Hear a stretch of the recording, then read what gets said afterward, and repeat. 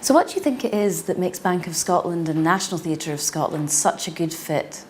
When we were talking to the National Theatre of Scotland, we found that Bank of Scotland had a number of objectives in common with them. One of those is increasing participation in the arts, something we've been focused on for many years. Another one is reaching out in whatever we do to communicate to communities all around Scotland. And the third, and perhaps the most important for this purpose, is supporting emerging talent.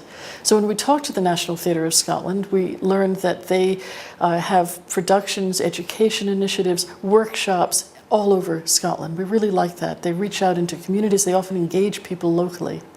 They also have a focus on emerging talent within the world of theatre with the new Director Initiative and with the Emerging Artists Initiative. And this absolutely aligns with what we are trying to do from Bank of Scotland.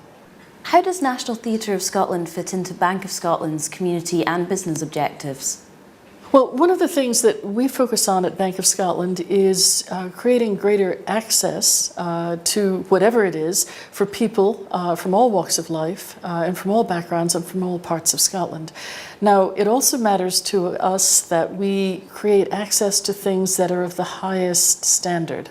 So the National Theatre of Scotland absolutely fits in there because they are operating at a very high standard, and yet they do provide this reach all around Scotland. Our expectation is out of this partnership that there may be 100,000 people around the country who actually in some way experience something from the National Theatre of Scotland. I think that's tremendous in the coming year. I'm very excited about that. In addition, we have a special program where we want to involve particularly young people from socially or geographically disadvantaged backgrounds and expose them to theatre. It's called First Nights, and will be for many of them the very first exposure to the performing arts and to theatre, which I think gives a wonderful new meaning to the term First Night.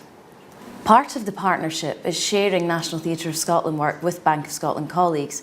How do you think colleagues will respond to that? I think colleagues will respond very well, at least based on a number of colleagues that I've actually spoken to. One of the things that we do at Bank of Scotland when we sponsor an activity, whether it's in the arts or whether it's in sport, is to ensure that we have a way to bring that to life for our colleagues, to make it work for them in some respects. And we have lots of ways that this will work for colleagues, and again, all over Scotland.